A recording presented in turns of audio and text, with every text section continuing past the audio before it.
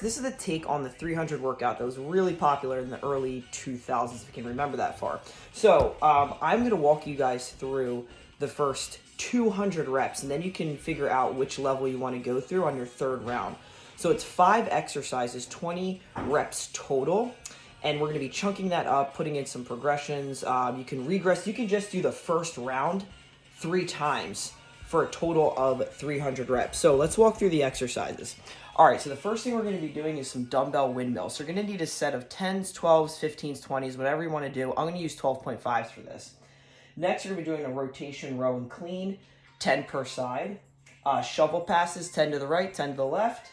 Fourth exercise, we're going to be doing some sort of lateral activity with a jump. So we're going to get our heart rates up, doing some athletic stuff. And last but not least, at the end, another athletic move, dumbbell jack. So let's get into it. So what we're going to do, I'm going to just move this camera around just a touch so I can get to work here, put on some jams, and pray to God that this thing doesn't move. Awesome. Awesome. Self-filmer. Word. All right, here we go. So, dumbbell windmills. Okay, so the first thing we want to do is have a correct setup. So what you want to do is right now take your right hand on the dumbbell, make sure it's in a hammer grip. You're going to come upwards so the elbows tucked in. Okay, I'm going to go at 45 degrees.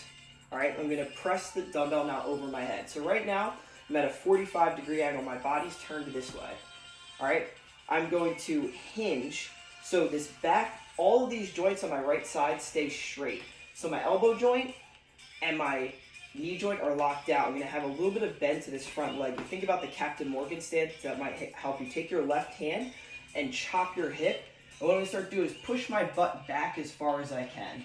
Okay, if you want, there's a couple ways to do this. I like to lean my elbow on my thigh. You could grab the back of your back leg, or you can trace the hand down. We come all the way up. Now the key to this is that you end. If you notice, it almost looks like a corkscrew action. So again, I'm going to crease the hip, come down, and up. So I'm going to start doing my reps now. So this is rep 3. Okay, so you're always constantly pushing your hip back as far as you can. Okay, make sure you're constantly squeezing this elbow. A lot of people, I'll see them do this. So I want to keep this up. Okay, that my belly button, my hips, and my shoulders end at a 45-degree angle. This is about 4 more reps left. I'll grab the back of my leg on this one. 3. So you're breathing on the way down. 2. 1. So that's our dumbbell windmill on the right side. We're going to go to the left side. So again, I want you to square your body up right now so you're facing the camera. Do a hammer curl. Elbows tucked in. I'm going to put the weight above my head, 45 degrees. Take this here, remember this chops, and I can follow this back. My back is nice and straight, and I come down, okay? Squeezing, remember the joints that you're squeezing are the left elbow, and the left knee can have a little bit of a bend to it, but not too much, and you're pushing the hip back, okay? So again, we're breathing in. This is rep 4. So I'm going to start picking up the pace. 5, and you want to be pushing down on the ground to get up. So I want to hinge back. Now push through both your feet down to actually stand up. And again, my body turns and I end up at that 45-degree angle. You want to finish the motion completely. A lot of people end up here. I want to turn my whole body. Okay, this is our last rep and done. So that's our 20 reps down in the tank. So now we go from reps 20 to 40, and that's going to be done with a rotational row and clean. So our feet, most importantly, what I'm going to do right now is get on the ball of my foot, okay? And I'm going to turn, so this knee joint doesn't move. You are not moving your knee at all. It's loose. Okay, so I want you to turn your hips. So this is my hip joint. I'm going to turn as far as I can in. I'm going to row while I'm at a 45-degree angle, and then come up and press, okay? So again, I'm going to turn. So I row with my lat. I hold it here. Okay, I'm going to pivot my knee, pivot my elbow straight, and press. Okay? So it's row, pivot, press. Okay, I want to dip that knee down. So my dumbbell, my knee are at the same angle. Twist. Both my feet end up straight. Good core pressure. My rib and my hip are tight together. Okay, so I want to row, press. We have 5 more. Okay, make sure that we have, again, when we're rowing, tuck your elbow in tight to your body. Hold that tissue, which is right underneath your armpit. Try to squeeze your armpit together like you have a wet rag in between your armpit, and you're trying to squeeze that out and keep that tight. And then I go ahead and I extend so my armpit now is facing forward. Okay, so the last 4 reps. Okay, we're gonna, again, I wanna make sure I have that big twist, so I'm involving some torque and some rotation. 2, last 1. 1, so now we've got 30 total reps. Now I'm gonna work from 30 to 40. Again, I'm gonna straighten up, twist in, row, twist, and press. Okay, the most important part here is that right in this position, I have a lot of load on my right leg, okay? So you should be able to pick this back leg up. That's how much weight's on the front leg.